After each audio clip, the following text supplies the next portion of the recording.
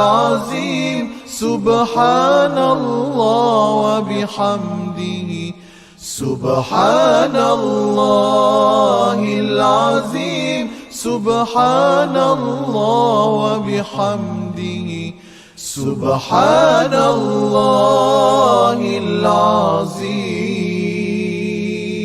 سبحان الله وبحمده سبحان الله العظيم سبحان الله وبحمده سبحان الله العظيم سبحان الله وبحمده سبحان الله العظيم.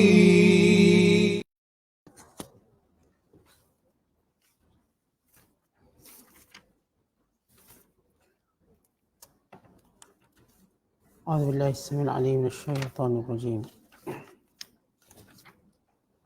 بسم الله الرحمن الرحيم. إن الذين يخشون ربهم بالغيب لهم مغفرة وأجر كبير وأسروا قولكم أو اجهروا به إنه عليم بذات الصدور ألا يعلم من خلق وهو اللطيف الخبير هو الذي جعل لكم الأرض ذلولا فامشوا في مناكبها وكلوا من رزقه وإليه النشور أأمنتم من في السماء أن يخسف بكم الأرض فإذا هي تمور أم أمنتم من في السماء أن يرسل عليكم حاصبا فستعلمون كيف نذير ولقد كذب الذين من قبلهم فكيف كان نكير أولم يروا إلى الطير فوقهم صافات ويقبض ما يمسكهن إلا الرحمن إنه بكل شيء بصير. صدق الله العظيم.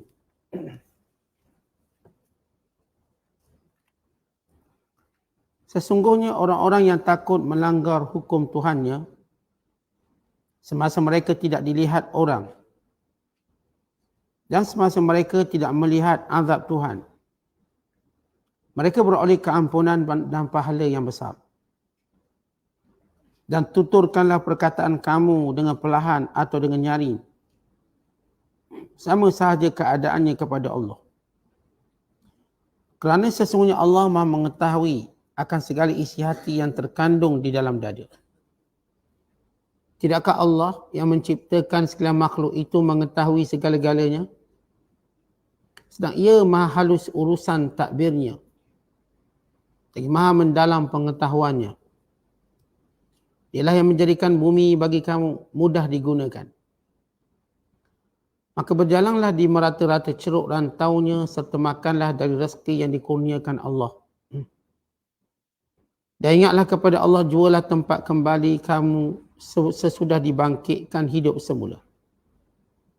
Maka hargailah nikmatnya dan takutilah kemurkaannya. Patutkah kamu merasa aman,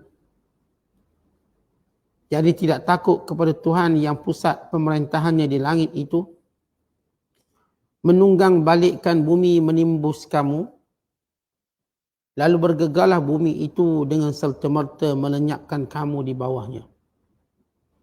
Atau patutkah kamu merasa aman, yakni tidak takut kepada Allah yang pusat pemerintahannya di langit itu menghantarkan kepada kamu angin ribut yang menghujani kamu dengan batu? Maka dengan itu kamu akan mengetahui kelak bagaimana buruknya kesan amaranku. Dan demi sesungguhnya orang-orang kafir yang terdahulu daripada mereka telah mendustakan rasul-rasulnya, lalu mereka dibinasakan. Dengan yang demikian perhatikanlah bagaimana buruknya kesan kemurkaanku. Patutkah mereka menutup mata dan tidak memerhatikan kekuasaan Allah pada burung-burung yang terbang di atas mereka? Siapakah yang menjaganya ketika burung-burung itu mengembangkan sayapnya dan mengatuknya? Tidak ada yang menahannya daripada jatuh melainkan kekuasaan Allah yang Maha Pemurah. Sesungguhnya ia Maha melihat serta mengetahui akan tiap-tiap sesuatu. Masih lagi kita berada dalam penafsiran surah Tabaraka, surah Al-Mulk, surah yang ke-67 pada juzuk yang ke-29, bermula ayat yang ke-12 sehingga ayat yang ke-19. Bila mana Allah Ta'ala menyatakan, Innal ladzina yakhshawna rabbahum, sesungguhnya orang-orang yang takutkan azab Tuhan mereka, bil ghaib, dalam keadaan tidak melihatnya, fayu'minuna bihi khaufan min azabih, dan mereka benar-benar beriman kepada Allah kerana bimbang akan azab Allah. Dan mereka takutkan Allah, sama ada ketika mana mereka bersendirian ataupun ketika mana mereka bersama dengan manusia. Mereka takutkan Tuhan mereka, walaupun mereka di luar pandangan manusia, dengan menjaga diri mereka daripada melakukan maksiat dan bersungguh-sungguh dalam mentaati Allah, walaupun tidak dilihat oleh sesiapa pun melainkan Allah. Mereka yang sifatnya demikian, bagi mereka keampunan di atas segala dosa-dosa mereka, dan balasan yang agung, yakni syurga Allah SWT. Bila Allah Ta'ala memuji orang-orang yang beriman kepada Allah, walaupun mereka tidak melihat lagi neraka dan juga tidak melihat syurga, walaupun mereka di luar pandangan manusia, bersendirian, namun mereka tetap takutkan Allah SWT. Orang yang sifatnya demikian, bagi mereka keampunan pada semua dosa mereka. Dan bagi mereka ajrun kabir. Ajrun kabir maksudnya syurga Allah. Di dalam hadis, sebagaimana diriwayatkan dalam Sahih Bukhari dan Muslim, bila Nabi SAW menyatakan, sab'atun yudhilluhumullahu ta'ala fi dhilli arsyihi, yawma la dhilla illa dhilluh minhum, wa rajulun da'athum ra'atun dhatu mansibin wa jamal, faqala inni akhafullah, wa rajulun tasaddaqa bisadaqatin, fa akhfa hatta la ta'lama shimaluhu ma tunfiqu yaminuhu. Bila Rasulullah menyatakan 7 golongan yang mendapat naungan pada hari akhirat kelak, bayangan, lindungan Allah, maka di antara 7 golongan itu, Rasulullah sebut 2 golongan. Yang pertama, lelaki yang diajak untuk melakukan maksiat oleh perempuan yang punyai kedudukan dan punyai kecantikan. Lalu dia berkata, walau tidak ada orang yang melihatnya, dikata, aku takut Allah, Tuhan sekalian Allah. Ini maksud sesungguhnya orang yang beriman dengan perkara yang gaib. Ketika dia bersendirian dengan wanita, dan wanita pula mendorong dia untuk buat maksiat. Secara kebiasaannya, lelaki-lelaki yang didorong oleh wanita pasti tidak akan menolak. Apatah lagi perempuan ini ada kecantikan dan punya kedudukan pangkat. Tapi kerana mereka atau kerana lelaki ini takutkan Allah, maka mereka atau golongan ini termasuk yang dinaungi oleh Allah. Dia berkata, waktu digoda oleh wanita, sesungguhnya aku takutkan Allah. Dan bila Rasul menyebut sejenis golongan lagi yang beriman dengan perkara yang gaib, iaitu orang yang bersedekah lalu menyembunyikan sedekahnya, sehingga kirinya tidak mengetahui apa yang disedekahkan oleh kanannya. Ia orang-orang yang melupakan kebaikannya. Bila maksud beri tangan kanan, tangan kiri tak nampak, memberi maksud dia lupakan kebaikan. Dia tak pernah ingat yang dibuat baik dah selesai. Ini benar-benar orang-orang yang dianggap sebagai beriman kepada Allah Tuhan yang gaib. Artinya walaupun dia tak tengok syurga, tak tengok neraka, hatta dia tidak melihat Allah, tapi dia beriman dengannya. Dan ini sifat orang beriman yang berjaya sebagaimana Allah sebut dalam permulaan surah Al-Baqarah. Alladzina yu'minuna bil ghaib. Dan orang-orang yang beriman dengan perkara yang gaib. Kemudian Allah Ta'ala menyebut bagaimana hakikat kekuasaan Allah. Wa asirru qaulakum aw ijharu bih. Sama ada kamu sembunyikan perkataan kamu ataupun kamu nyaringkan kata-kata kamu. Innahu alimun bidzatis sudur. Allah mengetahui semuanya termasuk dalam dada kamu. Sebab turun ayat ini kata Ibn Abbas, bila mana orang-orang kafir sentiasa bermusyawarah untuk menganiaya Nabi SAW. Berita perancangan dan konspirasi mereka menganiaya Rasulullah diberitahu oleh Jibril. Dia orang kafir ni hairan kenapa apa yang kita rancang semua Rasulullah dah tahu. Barangkali sebab kita cakap kuat. Mulai hari ni kita cakap slow-slow je. Lalu mereka mula berbisik. Kata mereka kalau bisik Tuhan tak tahu. Tuhan tak dengar. Kita cakap kuat Tuhan dengar. Akhirnya Tuhan ni diberitahu pada Muhammad sallallahu alaihi wasallam. Lalu mereka pun bercakap perlahan. Maka Allah turun ayat ini. Wa asiru qaulakum aw ijharu bih innahu alimun bidzatis sudur. Sama ada kamu sembunyikan perkataan kamu, perancangan jahat kamu. Atau kamu jelaskan, kamu terang-terangkannya. Allah itu bukan sekadar dengar apa yang kamu sembunyikan, apa yang kamu terangkan. Bahkan Allah tahu apa dalam hati kamu. Belum bercakap tu Tuhan dah tahu. Allah dah tahu. Maka di sini nak beritahu tentang hakikat penguasaan Allah Subhanahu Wa Taala atas seluruh pengetahuan manusia. Yang Allah Taala tahu semua apa pun yang disembunyikan oleh manusia. Bahkan di hari akhirat kelak bukan sekadar manusia dihisap dengan apa yang tercatat. Malaikat dia cuma tulis apa yang dizahirkan oleh manusia. Catatan-catatan malaikat muka, catatan malaikat raqib dan atid. Namun Allah juga menghisap apa yang ada dalam hati manusia. Allah berfirman, wa hussila ma fis sudur. Dan pada hari kiamat kelak akan dikeluarkan apa yang ada dalam hati kamu. Bertujuan untuk beritahu dalam hati kamu pun Allah tahu. Jangan kata yang kamu bisik. Yang kamu cakap secara rahsia. Yang belum cakap, kamu simpan dalam hati kamu puluhan tahun. Ratusan tahun pun sekalipun. Allah Ta'ala mengetahui. Ayat ini kata ulama, khitabun am li jami'il khalq fi jami'il amal. Suatu penegasan Allah Ta'ala pada seluruh makhluk, pada semua amalan yang dilakukan. Kerana Allah SWT mengetahui semuanya. Orang-orang yang beriman bila mengetahui hal ini, hakikat. Semua Allah tahu. Maka mereka tidak mungkin melakukan maksiat walau bersendirian. Dan mereka tidak mungkin membiarkan perkataan dalaman mereka, melainkan mereka akan halang dia. Jadi kadang-kadang dia datang bisikan-bisikan tak baik dalam hati kita. Tak kira dalam bab apa pun. Datang. Bisikan-bisikan tak baik. Yang disebut dalam hadis Nabi SAW sebagai lammatan. Ada dua lammah, dua bisikan. Satu daripada malaikat, satu daripada syaitan.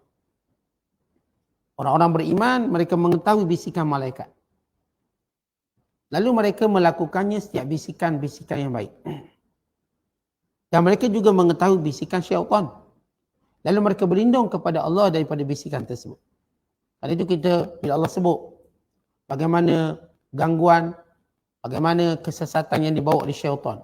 Wa min syarrin naffas. Bila Allah Ta'ala menyebut alladhi yuwaswisu fi sudurin nas minal jinnati wan nas. Orang-orang yang membisikkan, mewaswaskan dalam dada. Artinya ada manusia dan jin. Dengan usaha mereka untuk menyesatkan orang-orang yang beriman, mereka akan buat perbuatan-perbuatan sehingga datang bisikan dalam hati. Misal contoh, terlihat media-media masa. Mereka buatlah dalam media masa satu penipuan sehingga setengah orang beriman mula rasa ragu-ragu dengan hal tentang saudara-saudara mereka. Maka datang bisikan-bisikan tertentu. Contoh, kita hari ini tengok dalam media yang dikuasai oleh mereka, BBC, CCN, CNN, ABC dan lain-lain. Media-media ni, mereka tunjuk bahawa Israel menang. Yahudi menang. Mereka tunjuk semua benda ni. Tak ada seorang pun mati. Lalu sebagai orang Islam mula lihat, kita kan benar, kenapa Tuhan tak tak turunkan pertolongan? Maka dalam hati mereka ada sesuatu. Sebagaimana berlaku zaman Nabi SAW. Bila para sahabat dibisikkan oleh syaitan, kita kan benar, kenapa Tuhan tak tolong lagi kita? Kenapa dimenangkan orang kafir? Kenapa kita terdedah dengan seksaan? Bukankah kita dalam kebenaran? Datang Khabbab bin Arad, jumpa Nabi SAW, dan Nabi sedang berehat di Masjidil Haram.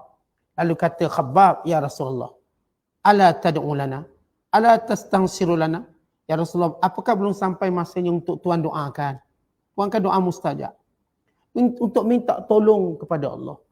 Allah kan akan memakbulkan. Kami dah tak tahan ni. Datang keraguan, syaitan bisikkan. Keraguan. Bagaimana Nabi SAW menenangkan dengan waktu wahai Khabbab.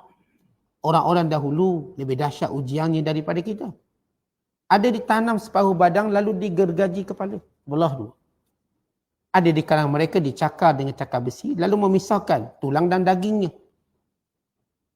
Demi jiwa Muhammad yang berada di tangannya, cahaya Islam ini akan disempurnakan oleh Allah.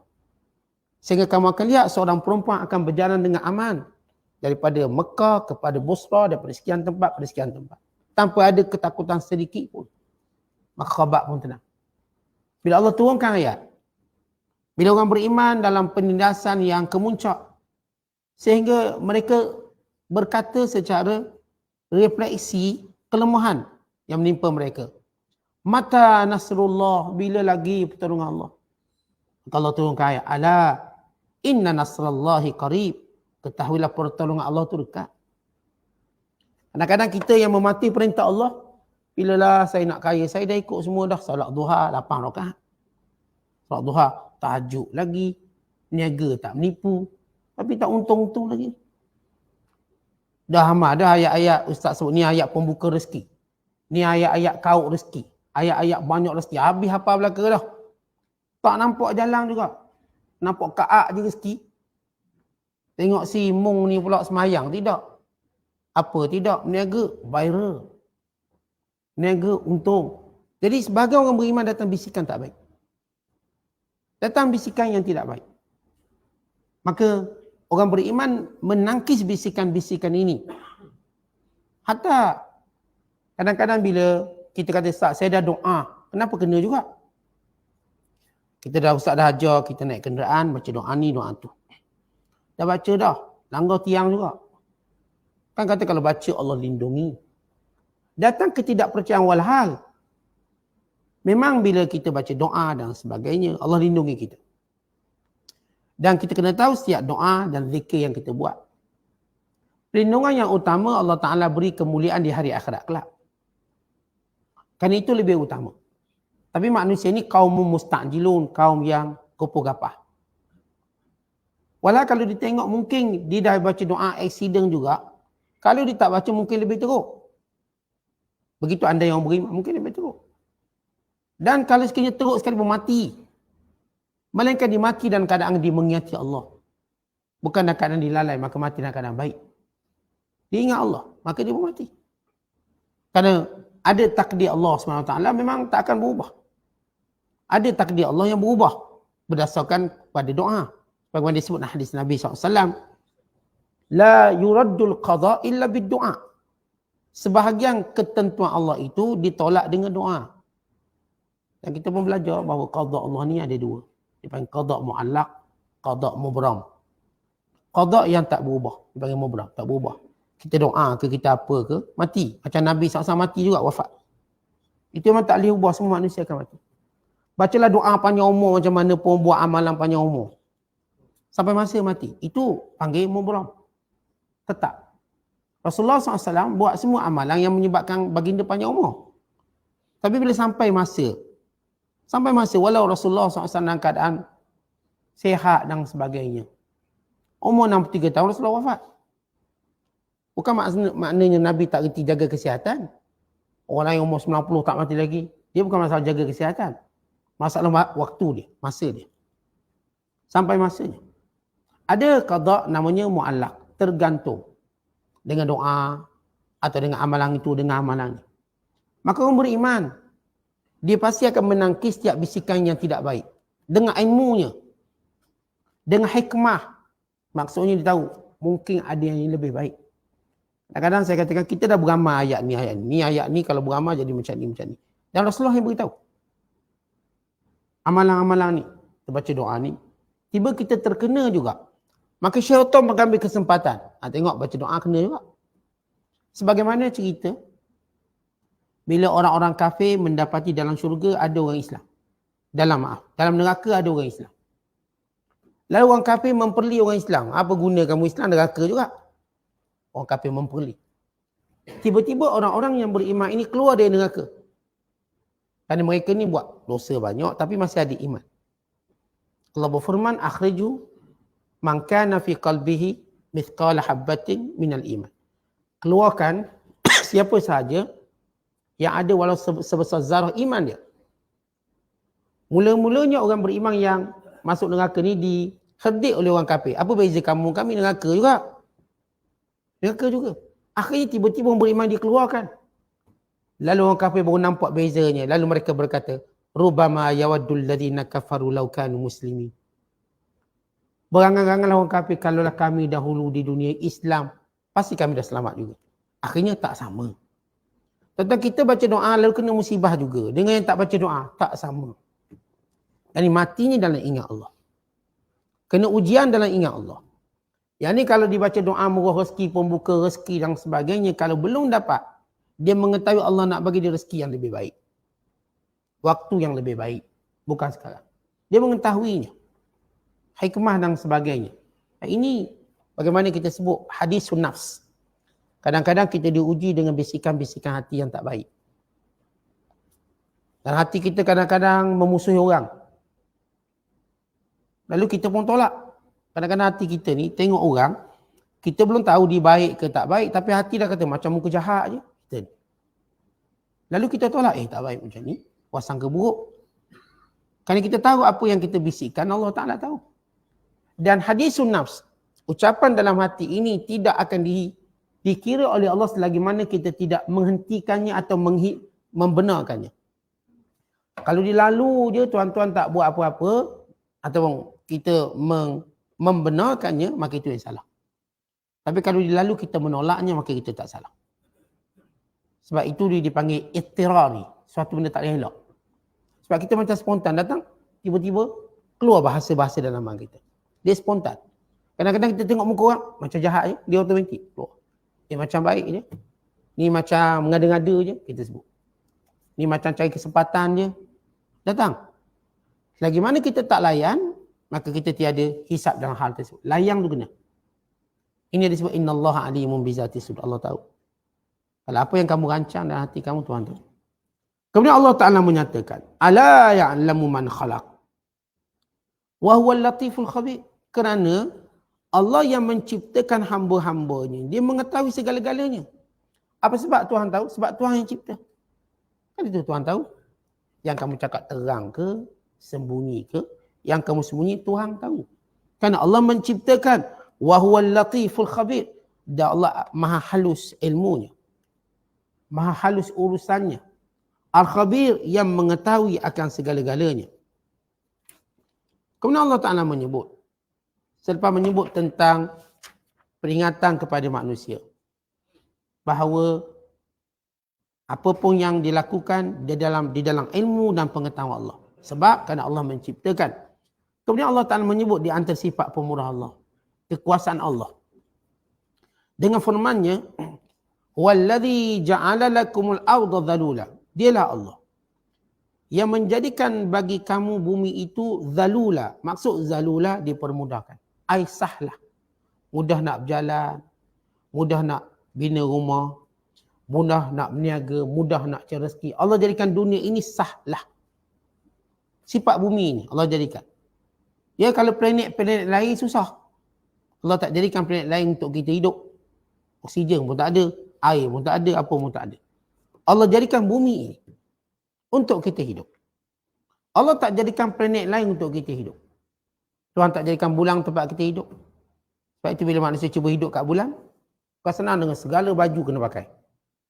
Kalau baju kena pakai. Nak makan pun susah. Melayang makanan. Susah. Kena kejar dengan makanan. Dia nak makan tu kena kejar makanan. Mari kat dunia senang. Pakaian kita pun senang pakai. Nak berjalan pun senang. Nak berkenderaan pun senang. Nak cari rezeki pun senang. Maka ini antara nikmat Allah. Allah jadikan bumi ini sifatnya zalula. Zalula kata ulama. Ay sahlah. Layyinatun qabilatun listiqra' 'alaiha la tumid wa la tattari. Dalam keadaan bumi tak bergoyang, tak bergoncang. Tenang. Kita boleh duduk di atas bumi ini. Dengan segala prasarana yang Allah beri dan ciptakan untuk kesesuaian hidup.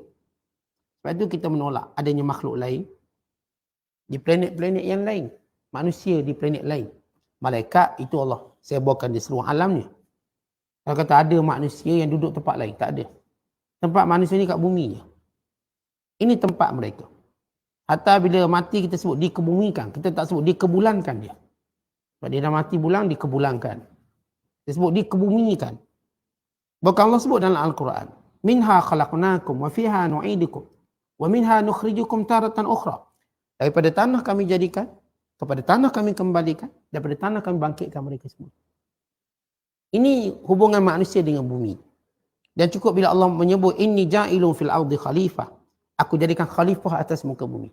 Permulaan keturunan manusia. Jadi yang tak percaya ada makhluk lain, planet tu, planet ini yang sama macam manusia sekian-sekian, dia ni makhluk asing, tak ada. Manusia jadikan di sini. Hatta syaitan juga di sini. Sebagaimana Allah sebut dalam Al-Quran. Allah turunkan Adam dan syaitan. Kul nahbitu minha jami'a. Dan kami berfirman, turunlah kamu semua ke muka bumi. Ayat kul nahbitu, ihbitu, iaitu Adam, Hawa dan juga Iblis. Turun. Maka Iblis pun tempat dia bukan kat bulan, sini. Iblis pun bermustauting di bumi.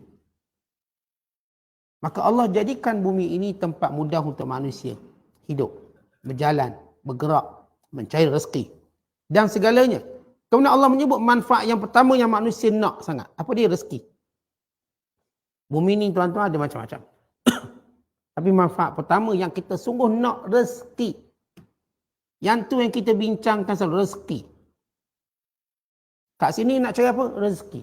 Maka kata Allah, famshu fi manakibiha. Berjalanlah di setiap ceruknya. Kata manakib, di setiap sudut-sudut dunia ni. Wa kulu min rizqih, dan makanlah kamu semua.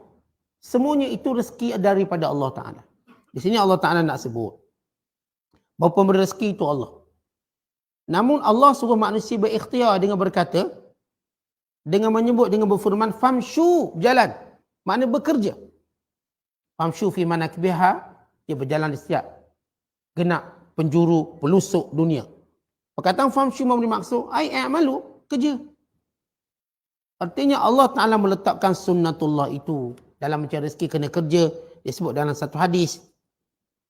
Bagaimana Nabi SAW menyatakan, Lau annakum tatawakkaluna ala Allah haqqa tawakkulih, la razaqakum kama yarzuqut tayra tagdu khimasan wa taruhu bitanan.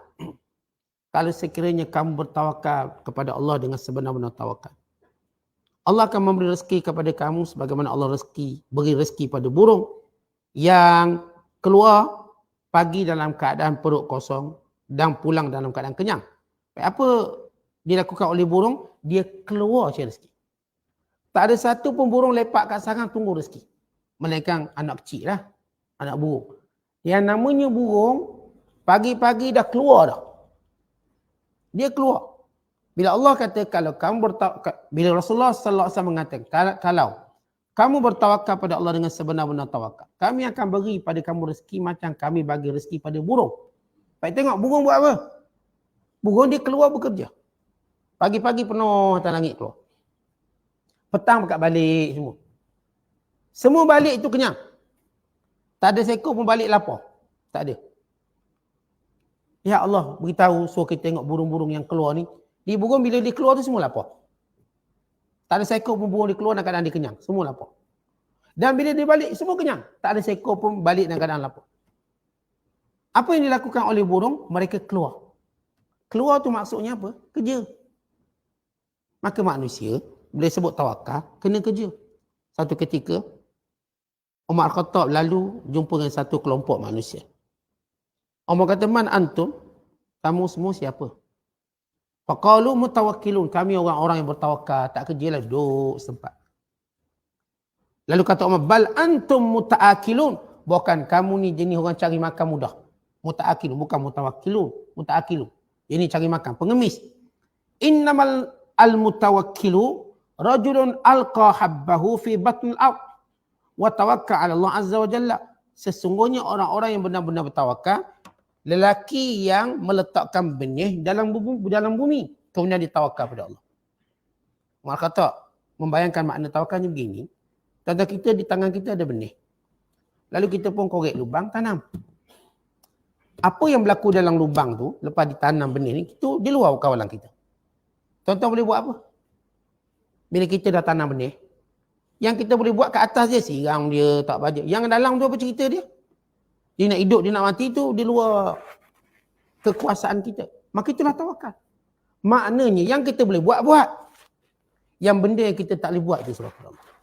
Tuan-tuan keluar cari rezeki ni, kita boleh buat. Berapa rezeki kita, itu tentu ketentuan Allah. Itulah nama tawakal. Keluar berperang ni, itu yang kita buat. Menang kalau itulah ketentuan Allah. Hidup mati kita. Kita naik kenderaan. Kita usahalah. Dengan ada lesen, dengan ada tali pinggang, pakai tali pinggang. Maka kita memilih keselamatan. Tapi apa berlaku tengah jalan kita pun tak tahu. Tak tahu aksiden, mati itu, mati sini. Itu di luar kawalan kita. Jadi tawakal yang sebenar, usaha yang dia boleh buat, dia dah buat. Benda yang dia tak boleh campur, itu urusan Allah. Kita kalau perempuan mengandung baby dalam perut, dia tak boleh buat apa baby dalam perut tu. Tapi yang luar dia boleh jagalah. Dalam perut, apa berlaku perut? Baby tu besar ke kecil, itu pun tak tahu. Dia nak keluar macam mana, kita pun tak tahu. Nak keluar kaki dulu ke kepala dulu, mana kita tu. Dia lelaki, dia perempuan, itu bukan kekuasaan kita. Yang usaha yang kita buat untuk dapat anak tu kita buat. Lepas mengandung, isteri mengandung misalnya, ada tak cara nak suruh baby tu jadi lelaki atau perempuan? Ada cara? Tak, serah pada Allah. Ketika mana isteri Imran berharap anaknya lelaki. Tapi apa yang dia boleh buat? Dia cuma kata, anak ini saya nazarkan untuk berada di Baitul Maqdis. Tiba-tiba keluarnya perempuan. Walaisa zakaru kal unsa. Wa inni samaituha Maryam. Dan lelaki tak sama dengan perempuan. Kenapa sebut lelaki tak sama dengan perempuan? Dari semua aspek tanggungjawab, bukan dalam aspek ibadat, dalam aspek kekuatan fizikal, biologi, kecenderungan. Semua tak sama walaupun hari ni orang cuba nak suruh sama. Kononnya tak sama ini diskriminasi. Atau tak sama ini satu bentuk penghinaan. Ini bukan penghinaan, ini fitrah. Macam kita dengan lembu tak sama. Bukan maksud diskriminasi lembu. Memang tak sama kita dengan lembu. Lembu lain, kita lain. Laki lain, perempuan lain. Dia tak akan sama. Kecenderungan kita tak sama. Masing-masing berbeza. Lelaki tak boleh letakkan kedudukannya pada perempuan. Perempuan tak boleh letak kedudukannya pada lelaki. Lelaki ni kalau tahu sakit mengandung, dia pun tak bagi kita mengandung. Tak, itu bukan kita punya peranan. Ini kalau perempuan kata, kita mengandung sakit. Boleh tak kalau setahun sekali lelaki pula mengandung, biar dia tahu. Ni asyik nak anak je, biar dia mengandung pula. Dan memang Allah dia jadikan kelainan begitu. Kelainan begitu. Kalau lelaki pula poligami dia marah, asyik lelaki poligami. Cuba kita pula poligami, biar dia rasa macam mana. Tak, kerana kita berbeza. Allah dah jadikan berbeza. Tak payah nak minta macam tu. Ini cuba nak menyalahi fitrah. Lelaki dia ada peranan dia. Dia akan ada tanggungjawab dan kesibukan dia. Perempuan dia ada peranan, dia ada benda susah dia. Lelaki ada benda susahnya. Perempuan mungkin susahnya mengandung, susah. Lelaki susah, bawa bini mengandung ke hospital, susah juga dia. Bawa dia, kadang-kadang kena dukung dia, cari taksi tengah-tengah malam. Bini tahu kata nak beranak ni. Yang pening kepala suami. Maka suami hantar hospital, tu boleh cerita bayar bil, kena bayar bil pula. Pening lagi. Masing-masing ada tanggungjawab masing-masing. Tak payahlah kita nak ubah. Kalau lelaki rasa macam ni, kalau perempuan, tak, Allah dah jadikan fitrahnya begitu. Untuk lelaki begini, untuk perempuan begini. Maka ini yang kita sebut sebagai setiap orang dia ada tanggungjawab masing-masing. Setiap benda Allah dah tentukan. Jadi dalam makna tawakal, kita sebut tawakal, apa yang boleh dilakukan oleh manusia secara zahir. Dan yang batin yang selebihnya, maka itulah urusan tawakal. Kita keluar rumah pun tidak, kerja pun tidak, lalu kata saya tawakal rezeki sampai. Itu bukan tawakal yang betul. Itu salah. Kalau kita cerita tentang sekumpulan jemaah haji daripada Yaman yang datang tanpa membawa bekalan. Lalu kata Nabi SAW, siapa kamu? Kenapa kamu tidak membawa bekalan? Lalu mereka berkata, nahnu qaumun mutawakkilun. Nabi kata, bal antum mutawakkilun. Kamu ni bukan orang tawakal, pura-pura tawakal. Kerana waktu sampai giliran makan, lalu mereka meminta makanan orang. Maka turun ayat, wa tazawwadu fa inna khairaz zadi taqwa. Bawalah bekal bila nak bermusafir. Sebaik-baik bekal itu takwa, yakni menjaga maruah. Jangan minta dengan orang. Jadi bila kita nak ke mana-mana, sunat buat bekal. Pergi haji ke, atau nak pergi musafir ke, sunat buat bekal. Jangan nak minta-minta dengan orang. Hatta askar-askar dia nak berperang, setiap orang ada bekal di sini. Setiap orang dibekalkan bekal sendiri. Dia tak boleh minta dengan orang lain. Maka setiap manusia perlu usahanya sendiri. Maka orang yang berkata tawakal lalu meminta dengan orang ini tidak bertawakal. Kemudian sesudah Allah menyebut tentang Allah yang maha mengetahui dan Allah yang maha pemurah pada seluruh manusia. Supaya mereka kembali kepada Allah. Kemudian Allah Ta'ala menyebut, A'amintum, apakah kamu merasa aman? Man fis sama' dengan Tuhan yang menguasai langit. Ayaksifa bikumul ard fa idza hiya tamu. Allah boleh menenggelamkan kamu dengan gempa bumi. Allah ingatkan ini memang bumi Allah jadikan zalulah. Okay, tenang. Tempat cari rezeki. Tempat kamu rehat. Tempat kamu tidur. Tempat kamu bermain.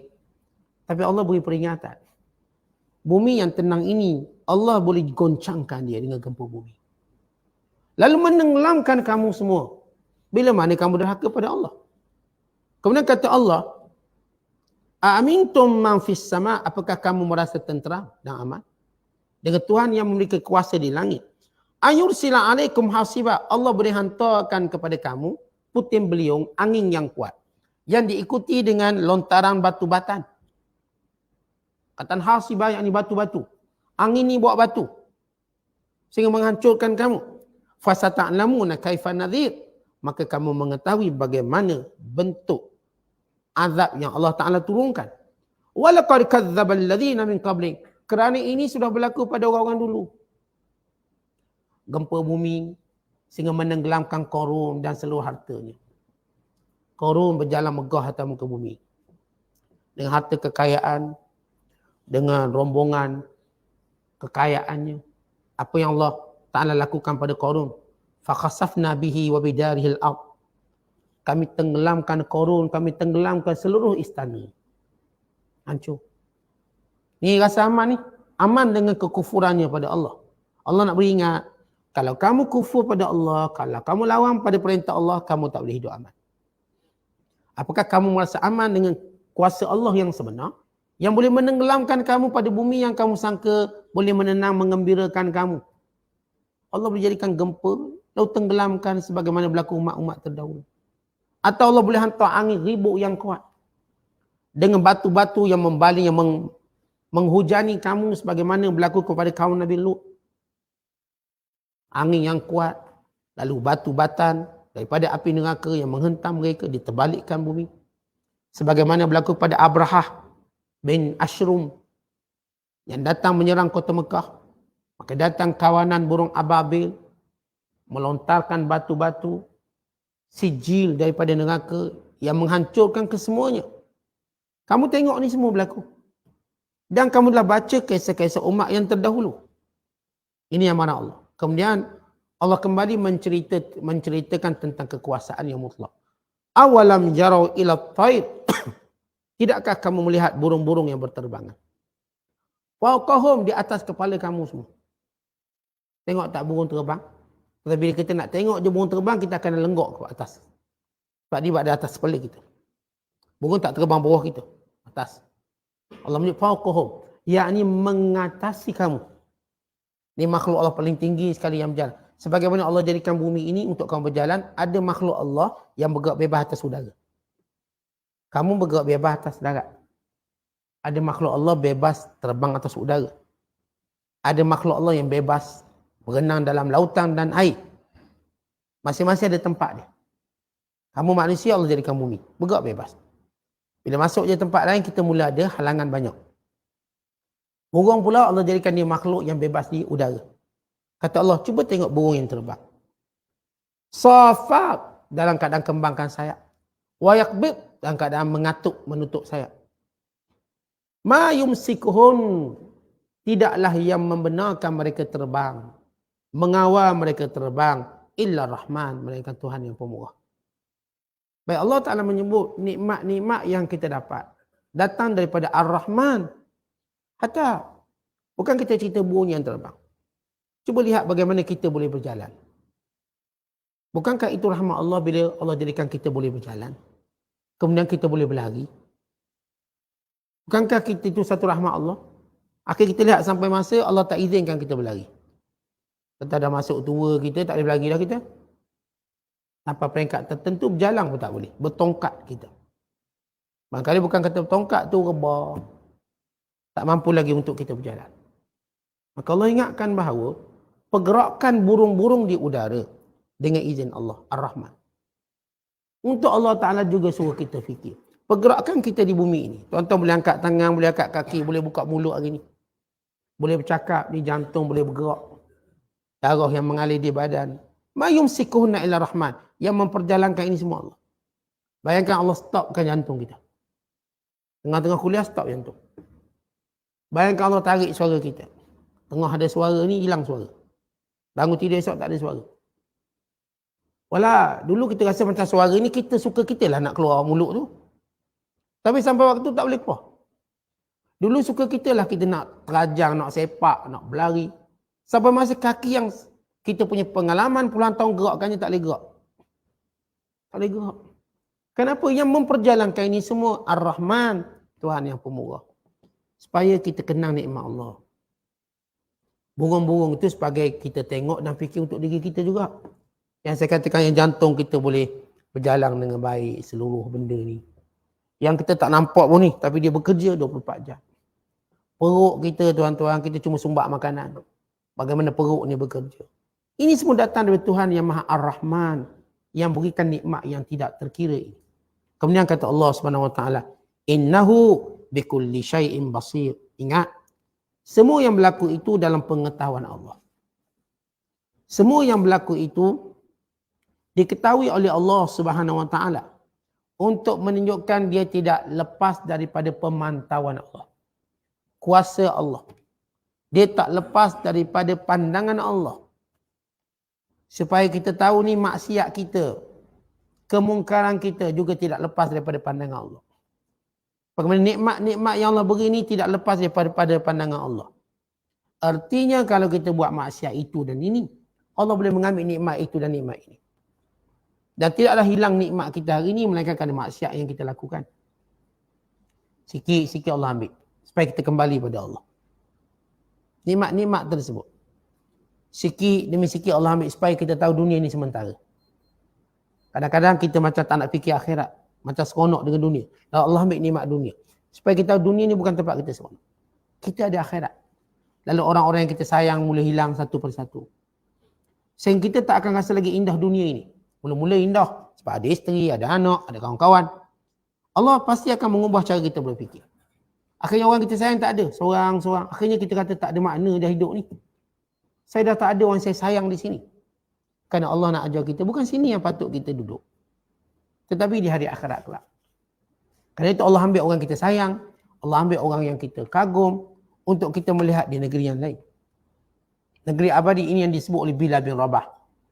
Waktu hari kewafatannya, isterinya menangis kesedihan kerana mengetahui akan hampirnya waktu kematian Bilal bin Rabah.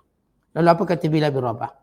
Wa tarbah ghadan nalqal ahibbah Muhammadan wa suhbah. Aduhai gembiranya dengan kematian ini. Kerana esok aku akan bertemu dengan Rasulullah dan sahabat-sahabatku.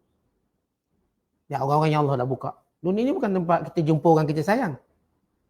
Tempat benar-benar kita jumpa orang kita sayang ialah akhirat. Kat sini kita bukan jumpa, kita cuma lalu macam tu sekejap. Sebenarnya kita berkumpul nanti dengan orang paling kita sayang. Mak kita ke, ayah kita ke, bahkan Nabi kita sallallahu alaihi wasallam dan para sahabat. Ila akhirat kelak. Itu bila orang beriman dia fikir dengan betul, akhirnya dia akan menyintai mati lebih pada hidup. Dia akan cinta mati lebih pada hidup. Bukan cinta hidup lebih pada mati. Maka orang ni dah sampai pada hakikat kehidupan yang Allah Ta'ala nak berikan kepada dia. Itu mati orang beriman lebih baik pada hidup orang beriman. Maka pasti bila dia mati, dia berfikir tentang apakah persiapan dan amalan yang Allah suruh dia bawa. Bekalan yang Allah Ta'ala suruh dia bawa. Wallahu a'lam bissawab. Assalamualaikum.